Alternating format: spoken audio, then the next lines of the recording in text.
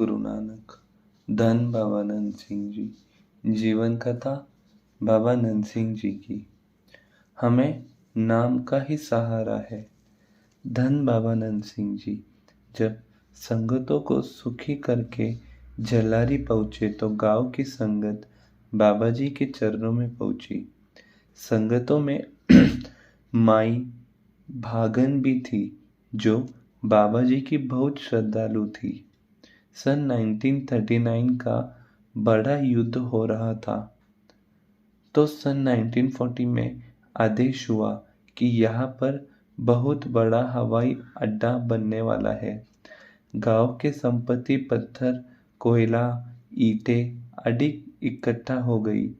यह सामान पत्तों की से लदाकर लाने के लिए पठान मजदूरों दिन रात लगे हुए थे और वे गांव से रोटियां मांग कर खाते थे।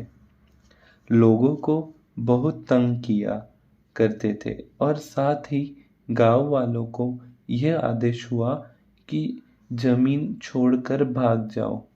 सारी संगत ने बाबा जी के चरणों में यह विनती की थी, कृपया करो धारणा।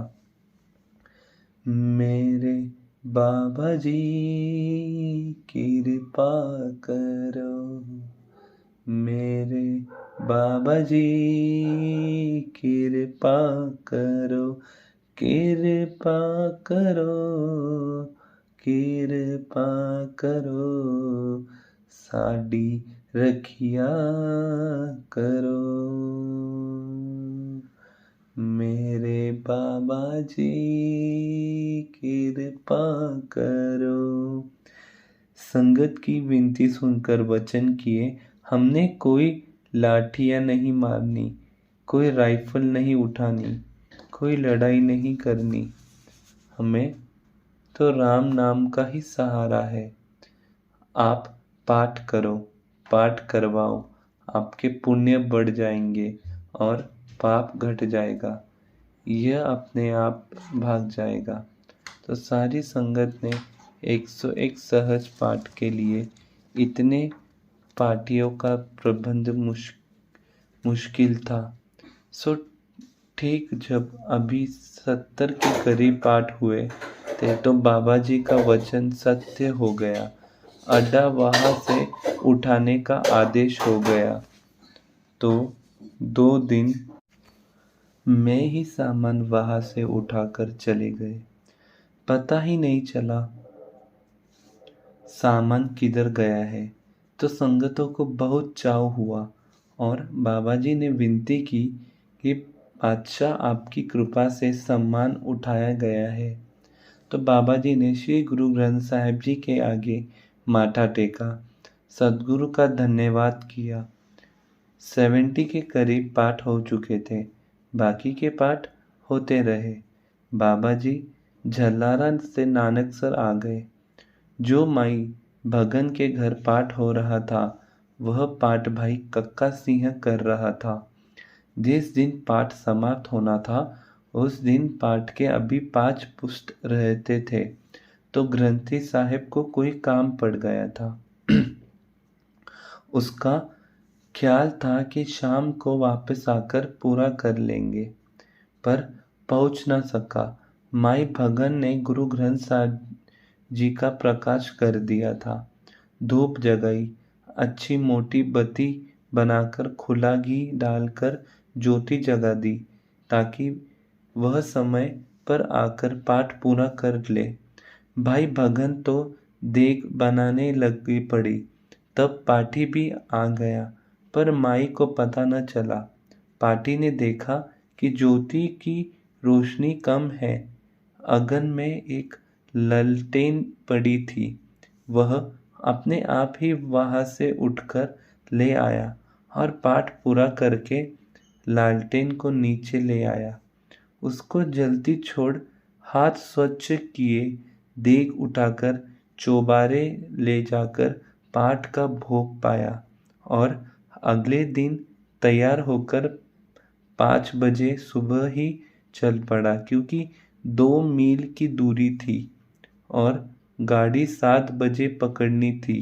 गाड़ी पर चढ़कर देख नानक सर ले आए।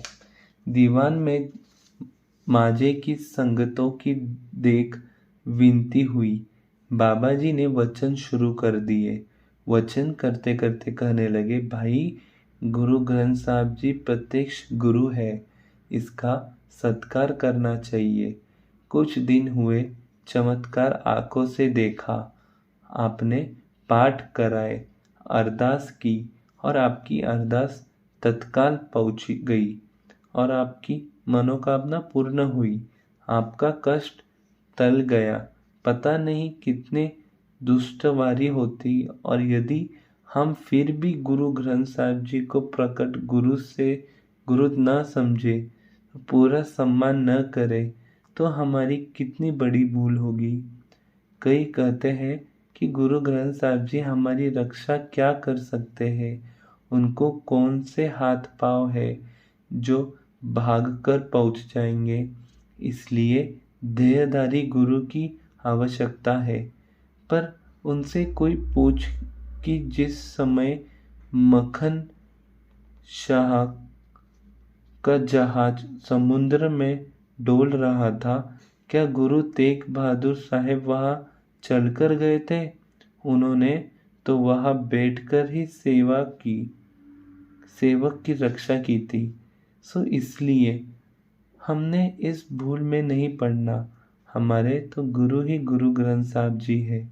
हमने तो आंखों से ही सब कुछ देखा है। आप भी गुरु ग्रंथ साहब जी की कृपा को और गुरुबानी के प्रताप को अपनी आंखों से देख चुके हैं। फिर हमने लालटेन गुरु के सामने रखकर पाठ किया। रुमाला को मिट्टी का तेल लगाया। जहाँ इत्र लगाना था, सदगुरु पातशाह को बदबू दी। इस तरह दीवान में बहुत डांटा। बिना नाम लिए ही मुंह तोड़ने रहे। पाटी भी सब कुछ सुन रहा था। माई भागन दीवान में बैठी सोच रही थी कि कहीं हमारे पाठ ने ही ऐसी गलती न की हो। इतनी डांट बाबा जी ने क्यों लगाई? पाठ जब दीवान से उठकर बाहर आए तो माई भगन भी पीछे आ गई और पूछने लगी, कहीं आपने ही तो नहीं ऐसा किया? तू तो नहीं कही लालटेन ऊपर ले गया था। बाबा जी ने इतना डांट क्या लगाई? उसका चेहरा उतर गया और रोने वाला बन गया। वह सामने देख भी न सका। आखिर रोने वाले मुंह से वह कहता ही लगा, बेबे जी, मैं ही भूल गया। मैं ही लालटेन ऊपर ले गया था। 5 पत्र पाठ के किए थे। यह सुनकर माई भागन रोने जैसी हो गई। भाई जी, आपने ऐसा क्यों किया? आप हमें कहते, हम कोई और प्रबंध कर देते। इसी पछतावे में पाठी और माई भागन ने सदगुरु के आगे अरदास की और माफी मांगी और एक पाठ और करवाने का प्रण किया। सो गुरुमुखों, इस कथा से पता चलता है कि बाबा नरसिंह जी कैसे गुरु ग्रंथ साहब जी के साथ घुले मिले गए थे और गुरु ग्रंथ साहब जी का कितना सम्मान करते थे और सम्मान करने का उपदेश देते थे। पर अफसोस है कि कई लोग नानक सर पर दोष लगाते हैं और कहते हैं कि नानक सरिया भी राधा स्वामी और निरंकारियों की तरह ही अपनी पूजा करवाते हैं। पर ये बात वो लोग करते हैं जिनको नानक सर से ईर्ष्या है, या वे लोग करते हैं जिनको हम बाबा जी के बारे ठीक ढंग से बता ही नहीं पाए कि बाबा जी का क्या वर्तमान था, या फिर आज कई नानकसर के नाम का प्रयोग करके नानकसर की बड़ी पहचान कर और केवल अपने स्वार्थ के लिए बाबा जी का नाम लेते हैं और मनमर्जी करते हैं, जिस कारण से बाबा जी की निंदा का कारण भी बन जाता है। क्योंकि ऐसे तो है नहीं कहीं हम किसी को सफ़ेद पगड़ी बांधने या सफ़ेद वस्त्र पहनने के लिए रोक सके। यह तो अपना स्वयं देखना है। जो भी महापुरुष बाबा जी की मर्यादा अनुसार चलता है वह नानक सर का संगी है, नहीं तो वह घोड़ धोखेबाज है।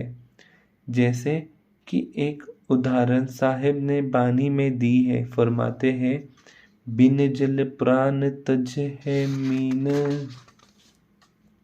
जिन जल सियो है तब बढ़ाइयो। जैसे मछली की निशानी है वह पानी के बिना मर जाती है, क्योंकि मछली जैसे जानवर और भी हो सकते हैं और मछली का भ्रम हो सकता है, पर पहचानना है जो मछली पानी के बिना प्राण त्याग दे उसे मछली कहा जा सकता है। बस इसी तरह आप बाबा जी के इतिहास से बाबा जी की निशानियों नोट करके रखो और जब कोई आपको आकर कहे कि मैं नानकसर का हूँ तो आप वे निशानियाँ उसके साथ मिलाकर देख लो। यहाँ मैं निशानियाँ सभी लिख देता हूँ ताकि आपको सारा इतिहास में मेंशन न करना पड़े। पहला, बाबा जी प्रगट गुरु की देह समझकर गुरु ग्रंथ साहब जी का सम्मान करते थे। धन्ना गुरु मानियो ग्रंथ, सारे गुरु मानियो ग्रंथ। दूसरा, बाबा जी ने अपनी शोभा आप तो क्या अपने मुंह से सुननी ही नहीं, किसी से सुनते भी नहीं है, यहाँ तक कि गुरु की महिमा का शब्द भी नहीं सुनते। आजकल के संतों पर यह कसौटी बहुत बढ़िया है। तीसरा, बाबा जी ने सुई सम्मान भी कोई चीज़ अपने नाम नहीं लगाई। चौथा, जिंदगी में कभी किसी को सवाल नहीं पाया। पांचवा, बाबा जी कहते थे कि जो कोई नानकसर का कहलाकर साथ पानी भी पीता है तो हमारी कोई खुशी नहीं है। छठवा, बाबा जी ने कभी अकेला स्त्री से बात नहीं की। सातवां, बाबा जी ने सारी जिंदगी में पैसे को हाथ नहीं लगाया। सो गुरुमुखों, बाकी जी की ऐसे गुण थे, हम उनके गुण गाए और सोए हम उन पर चलने की कोशिश करें। आठवां, बाबा जी कभी अपने पैरों को हाथ नहीं लगाने देते थे। अगर कोई लोग दे तो झट बाबा जी उसके पैरों को हाथ लगा देते थे। जैसे कई बार संगतें बाबा जी को नमस्कार करती थी। इसके लिए बाबा जी गुरु ग्रंथ साहब जी के सामने एक ही समय बार बार माथा टेकते रहते थे। सेवक ने एक बार पूछा, यह इतनी बार आप माथा क्यों टेकते हो? तो बाबा जी कहने लगे, यह जो संगत हमें बार बार नमस्कार करती है, समय आने पर हम वे सारे नमस्कार गुरु ग्रंथ साहब जी के चरणों में भेंटा कर देते हैं, क्योंकि सब कृपा गुरु ग्रंथ साहब जी की ही है। सो गुरुमुखों, बाबा जी के इतने गुण थे कि जो हम कह या सुन सकते ही नहीं, पर कोशिश है कि उनके गुण का सत्कार कर सके या उनके गुण अपने अंदर ले सके। वाहिगुरु जी का खालसा, श्री वाहिगुरु जी की फतेह। धन बाबा नंद सिंह जी, धन बाबा नंद सिंह जी।